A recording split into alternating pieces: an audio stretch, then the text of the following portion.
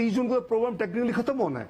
मैंने इसीलिए कहा था, आज से 4-5 हफ्ते पहले मैंने कहा, जब उन्होंने मुझे बजट के कंटूर्स मांगे, मैंने कहा आप 9th रिव्यू कर लें, और 9th रिव्यू तैयार है, आपने भी सब कुछ कर लिया, आप करें। हम 2 बिलियन भी फ्रॉम उस, यानी 4 हफ्ते का मतलब है कि उस वक्त करीबन 2.5 महीने अवेलेबल थे, तो हम 2 बिलियन भी हम मोबिलाइज कर लेंगे। हालांकि अब हमारी जो नंबर्स रिक्वायर नहीं करते वो करेंगे, को हमें अपनी जरूरत है। और दूसरा मैंने ये अर्ज किया था कि हम 10वां रिव्यू फौरी शुरू कर लें।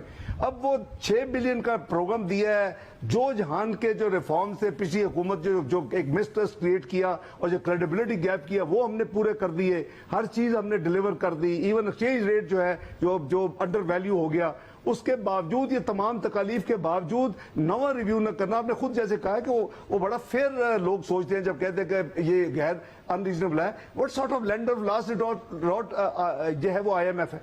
लेंडर ऑफ लास्ट रिसॉर्ट का ये मतलब है कि भी अब हमें जरूरत है ना, यू मोबिलाइज द रिसोर्सेज हमारे लिए। मगर डॉक्टर साहब, इन्होंने कई कंट्रीज के लिए किया, अर्जेंटीना के लिए किया, इन्होंने बांग्लादेश के लिए किया, हफ्तों में किया।